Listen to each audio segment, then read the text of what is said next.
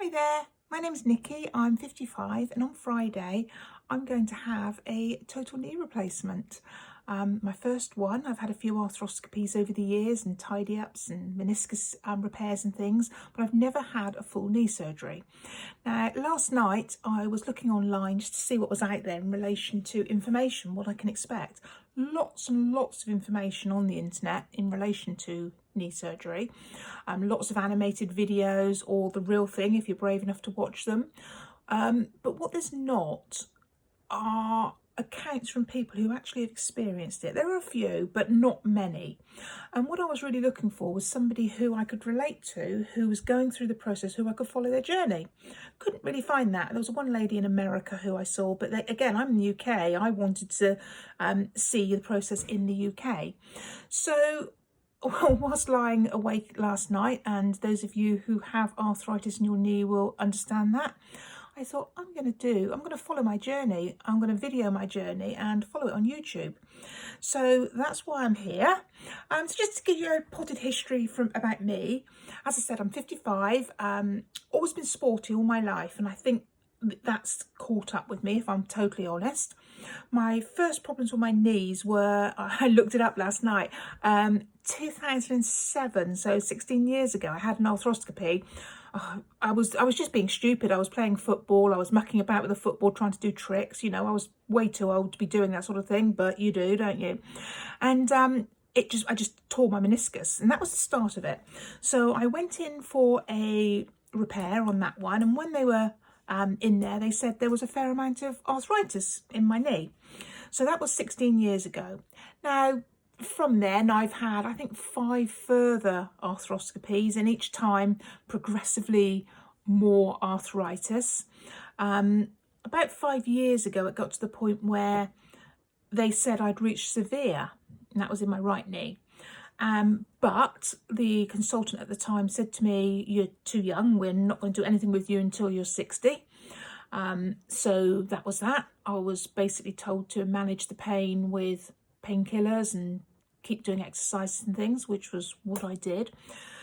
But it got progressively worse. So, like I said, those of you who have arthritis can relate to this, but it started off with things that I found difficult to do. Certain things that I used to do without even thinking about became difficult. And then those things became things I couldn't do. And it was starting to really impact my life. So just little things, you know, like going for walks, stairs. I struggled with stairs, bending down. I couldn't put my foot through my knickers leg, things like that, do my shoelaces up because my knee wouldn't bend. I was getting a lot of pain, it would give way, and this just got progressively worse over the years. Now, I think I saw the consultant probably about 5 times in total, probably tallies up with the arthroscopies I had, but each time I was told, no, you're too young. I was told you're too heavy. There's the waiting list is too long. There was just a raft of excuses that why, you know, I wasn't suitable for knee surgery. And it got to the point where I was really in pain. I was really struggling. I was struggling to work. I was struggling to do pretty much basic things. And I wasn't sleeping. I was really struggling to sleep. I would lie in bed, and because my knee lost its range of movement, it wouldn't go straight. So I'm a tummy sleeper, and I couldn't sleep on my tummy because my knee wouldn't go flat.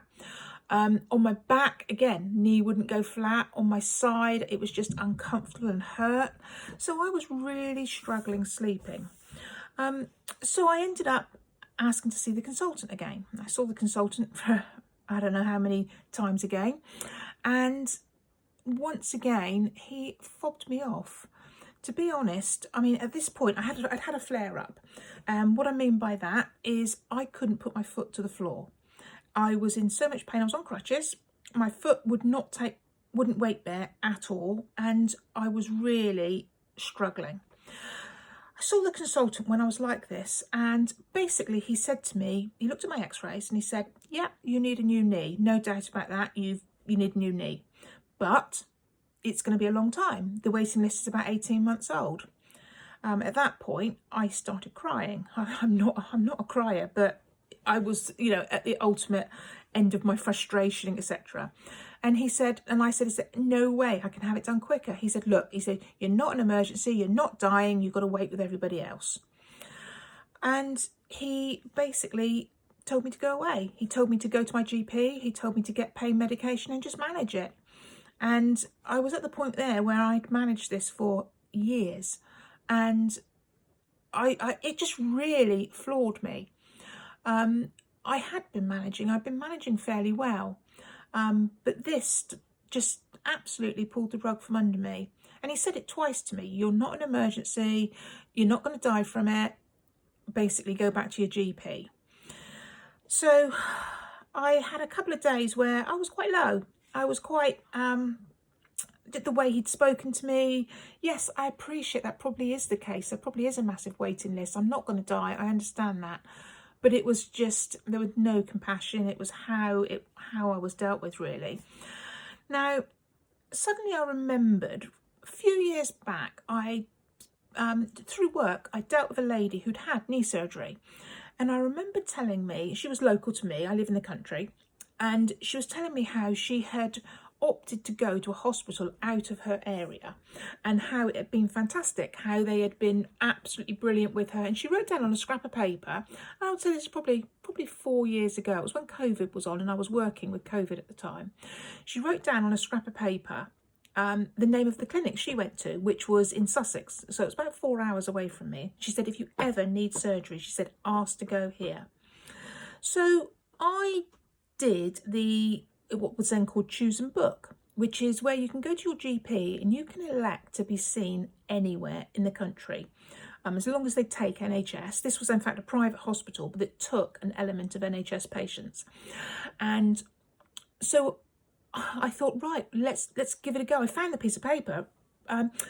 Ironically, it was in my bedside cabinet. I'm kind of person who, if I think I might need something, I put it somewhere and I never ever forget where it is. And I thought, right, if I've saved it, I know exactly where it'll be.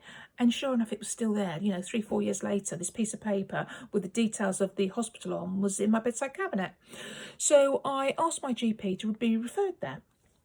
And this was after I'd had the report back from the consultant locally saying, no, we'll review you in 6 months' time. I'm not putting you on the waiting list at the moment. The waiting list is 18 months, but we'll review you in 6 months' time to see how you are, how you're getting on, see what weight you are. I was too heavy. I mean, I'm not ridiculously fat, but I was too heavy. Always been heavy, sporty, muscly. My BMI has always been higher than, it should be. And majority of that is because I'm exceedingly strong. So yeah, I was fobbed off, for want of a better word, again. So I thought, right, I'm going to give this new clinic a try and just see if anything's worth a try. So I did this Choose and Book through my GP, and an appointment arrived for me. 4-hour journey happened to coincide when we were going across to our house in France. So I saw the consultant on the 9th of May. Absolutely lovely man, Swedish guy.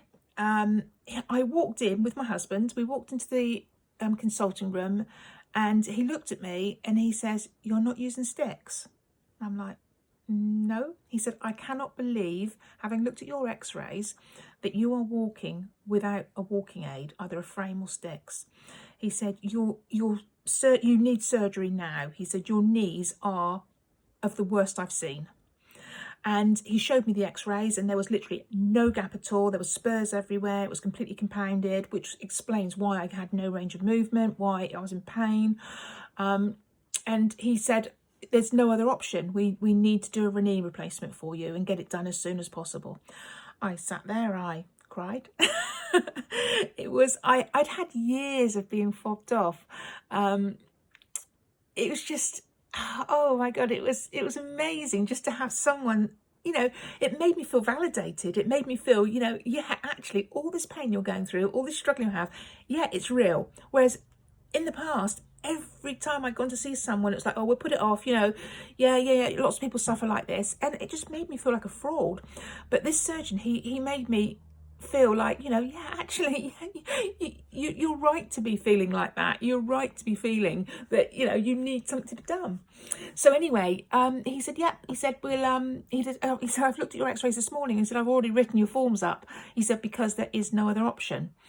So we did all the paperwork, and cut a very long story short, that was on the 9th of May, and I've got my surgery on the 14th of July. So 9 weeks after my initial consultation, I've got a date for the surgery, which is this Friday, 4 days away.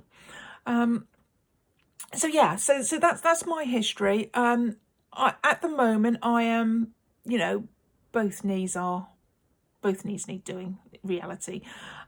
When I had my initial consultation, I laid on the couch and I couldn't straighten my legs, either of them. He said, you need both knees doing. He said, let's get one done and then we'll look at the other one 3 months later. And I'm now under him for both knees. So whether I have one done, two done, I don't know. But this Friday, just the right knee. No, but he was fantastic. So I'm at a situation now where I am waiting to have my surgery on Friday. I don't know how I feel. I'm relieved, I guess. I'm excited. I'm scared, I suppose, if I'm honest. It's major surgery. I joined a Facebook group. I'm not sure that was a good thing to do. It's a group that spans the world. A lot of the people in the group are American. Their system is obviously different to ours because they have private insurance, etc. They tend to do 1 day outpatient surgery, go home, and then have what they call physical therapy, someone coming into their home for a number of weeks. But this Facebook group, it's full of people saying how much they're hurting. They've had their surgery, they're in so much pain, they can't cope, they wish they'd never had the surgery.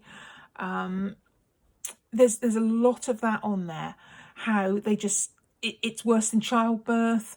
Now, that may well be the case. I'm not going to prejudge anything here because obviously I'm going to experience it myself. But I don't think it's too helpful to be reading about that all the time, because I'm sure there are people who've had really positive experiences and I'm not reading about them really. I get the odd comment saying, oh, it gets better. But no, I'm going in with totally open eyes. Yes, it's going to hurt. I know it's going to hurt. Oh, for God's sake, they're going to be cutting my quad, taking my knee apart. It's going to hurt. I'm not under any illusion. But I'm keeping an open mind that everybody's different, that I would hope I get medication that certainly helps. It might not take the pain away entirely. I'm sure it won't, but I am putting my faith in that. I'm going to take on board all the advice I've been given, particularly about taking your medication on time to preempt the pain. Whether you're in pain or not, take the medication to stop the pain coming. I'm going to set alarms on my phone. I'm going to be icing, lots of elevating. I'm going to be doing all the things they've told me to do. And I'm hoping that, my experience will be better than a lot of the ones I've seen on Facebook. But I will be honest with you. I will let you follow my journey. I will do videos whenever I can, and I will be brutally honest. I'm like I said, I'm not somebody who wallows in pain. I've got a quite high pain threshold. If I'm in pain, I'll be honest about it. I might sit here sobbing. I'll be honest about that as well. It will be what it will be. And if that's how I feel, that's what you'll get, but it will be the truth. But I'll try and stay positive. I really will. But there may be times when I'm not. So, yeah, my situation is, I alluded to it before, we have a house in France. So I have my husband and we have no children living with us, but we have 2 grown-up children and I have a stepson. So from my husband's previous marriage, who we see quite a bit, he's 14. And we have a house in France and we rent a small place here in the UK. So I live in the UK on a farm, just my husband and myself and our 2 dogs. And we spend as much time as we can in France. And ironically, I should have been going to France today. My husband, myself and our son was due to go out to France today. then my appointment came through for my op, and I thought that's more important than going to France. Now, a decision that I've made, and it took my husband some convincing, but it was my decision, is I've wanted him and our son to still go.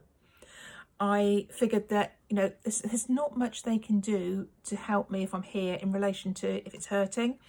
I've got help, I've got physical help. My mum will be coming, my friend will be coming. So I've got physical help. And so I just figured we live in a very small little lodge here in the UK. And, you know, I felt it would be better to be here on my own so that I can set it up as my little rehab haven. And that's what I've done. So hubby's going to be going off to France tonight with the 2 dogs. Again, the dogs would have been a nightmare having the dogs around jumping on me, etc. So this evening, my husband, stepson, and the 2 dogs are off to France. And I'm going to be doing this knee journey on my own with the help of my mum, my best friend. So it will be really good to share it with you. Just to feel like I've got someone else there as well, just to say, you know, how it's going, how I'm feeling, and just to share it with you, really. And if anyone gets anything from it, all well and good. But it's part of my therapy as well. It's part of me getting better. One of the things that I read was that a lot of people get depressed afterwards. They can't do things, they can't go anywhere. They feel basically stuck. So it's going to give me a little bit of hope being able to post videos, let you know how I'm getting on, share things with you. So that's me. If you've got any questions, please ask. At the moment, I probably can't answer them, but I will be honest, and if I can help you and answer them, I will. But so at the moment, it's a case of wish me luck. I will video again before we go in. I will hopefully video when we're there with Mum. She's coming down with me, so it's a 4-hour journey. I'm going to be in 3 nights. She's staying in a hotel, and then she's going to bring me back again. So it's a bit of a trip. We're doing it as almost like a weekend away. Me in the hospital, her in hotel. But yeah, well, I'll see what I can do. I'm not sure after my op how soon I will be able to do a video, but I'll do my best. And wish me luck, guys. Speak to you later.